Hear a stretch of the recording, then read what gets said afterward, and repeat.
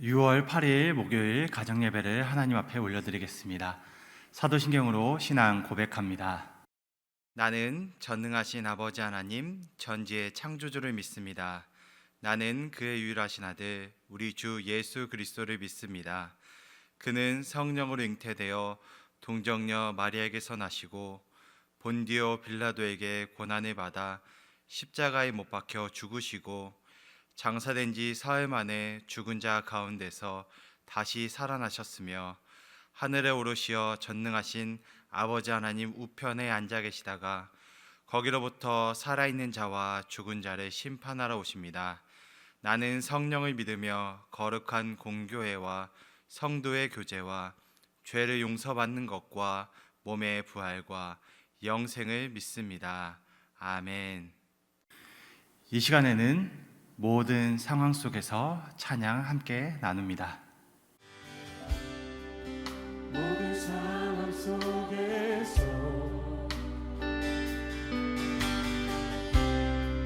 주를 찬양할지라.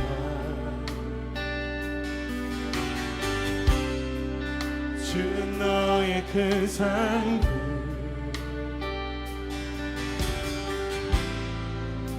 큰 도움이시라.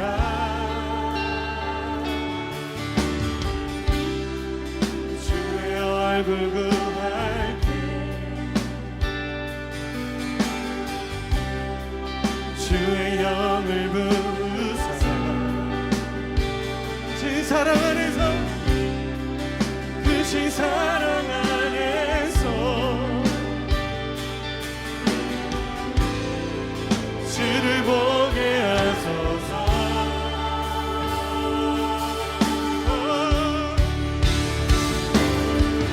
영원히 완전되고 완전되었사오니 믿음의 눈 들어. 그렇습니다. 내가 주원이 있습니다.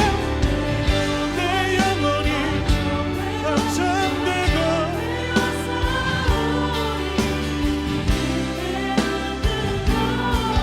주를 바라봅니다. 주를 찬양할 때 주를 찬양할 때 주의 너란 힘이 맺네. 그 영원한 나라 보게 하소서. 주를 찬양할 때 주를 찬양할 때 주의 나라 힘이 영원한 나라 보게 하소서. 보게 하소서. 내 영혼이 안정되고 안정되었사오니 주를 바라봅니다. 주를 바라봅니다. 안정되었사오니 주를 바라보. 내 영혼이 완전. 오늘 우리 가정에 주신 하나님의 말씀을 로마서 7장 5절에서 6절의 말씀입니다.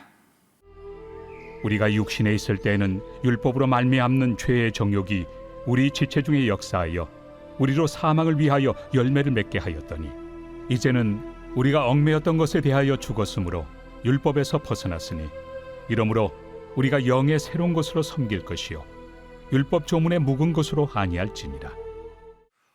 법은 사회생활의 모든 규율하는 그 규범이 되게 됩니다. 이 법이 법다워지려면 그것을 현실 사회에서 실현하는 것이 참 중요합니다. 법이 그 규범대로 의미대로 실현될 수 있는 상태를 일컬어서 우리는 법의 효력이라고 말합니다. 그 법을 어긴 사람들에서 그 법이 어떻게 그 사람들에게 적용될 수 있느냐에 따라서 법이 효력이 있냐 없냐라는 것이 적용될 수 있다라는 것입니다. 오늘 로마서 7장 1절에서 3절의 말씀은 이 법의 효력에 대해서 결혼의 원리로 우리에게 말해주고 있습니다. 결혼한 남편과 아내에게 있어 이 법의 효력이 나타나려면 이 남편과 아내가 살아있는 동안에만 이 법에는 효력이 있다라고 말하고 있는 것입니다. 즉 배우자가 죽으면 부부로서의 법적 효력이 상실되어서 더 이상 이 남편과 아내에 대한 서로가 서로에 대한 법의 의무와 통제가 작동되지 않는다라는 것이 이 법의 효력이다라는 것입니다. 바울이 이 법의 효력에 대한 원리와 작동 상황을 성도의 상황에 적용하여 오늘 말씀에서 대입하고 있습니다. 로마서 7장 4절에 보면 너희도 라고 말하면서 예수님의 몸을 통해 율법에 대해 죽임을 당하고 다르니 곧 죽은 자들 가운데서 살아난 자의 사람이 되었는데 이는 하나님께서 열매 맺기 위함이라 라고 말씀하고 있습니다. 이 말이 무엇이냐면 바로 우리가 더 이상 하나님께서 우리에게 그 율법의 효력을 예수 그리스도께서 율법을 완성하신 것을 우리에게 적용하고 있다라는 것입니다. 그래서 더 이상 옛 조문, 그 묵은 법의 조항을 우리에게 적용하지 않고 우리의 법의 효력은 예수님을 통한 법적 효력이 있다라는 것을 말해주고 있다라는 것입니다. 예수님께서 율법을 완성하셨기 때문에 더 이상 죄에 대한 율법이 우리를 얽매이지 않게 한다라는 것입니다. 예수님은 율법의 모든 요구를 지키셨습니다. 우리가 잘 알다시피 예수님은 죄가 하나도 없으신 분입니다. 그 말이 결국 예수님이 모든 율법의 요구를 다 지키셨고 율법대로 행하셨다라는 것입니다. 근데 예수님께서 율법을 완성하였다라는 이 의미를 모른다면 우리는 여전히 죄가 율법을 사용하여 우리를 얽매이게 하는 이 상황에 계속 영적으로 매일 수밖에 없다라는 것을 말씀해 주고 있는 것입니다. 즉 죄가 율법을 사용하여 우리를 얽매이게 하는 것은 율법을 이용하여 노예 삼는다라고 오늘 말씀에서 표현하고 있는 것입니다. 죄의 권세는 자기에게 복종하는 자를 노예로 삼는 것이 있습니다. 죄는 율법을 사용하여 인간을 얽매이게 하고 묶어버립니다. 산 사람한테만 이 율법을 이용하여 노예로 삼게 되는데, 그런데 그리스도인들은 죄에 대해서 어떤 상태에 놓이게 되냐면 죽음의 상태에 놓이게 된다라는 것입니다.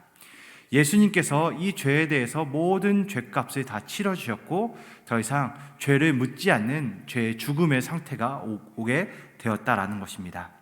그래서 이 예수님의 죄값을 치러주신 것으로 말미암아 더 이상 우리가 죄의 말은 안 들어도 된다라는 것을 우리가 영적으로 깨닫게 된다라는 것입니다.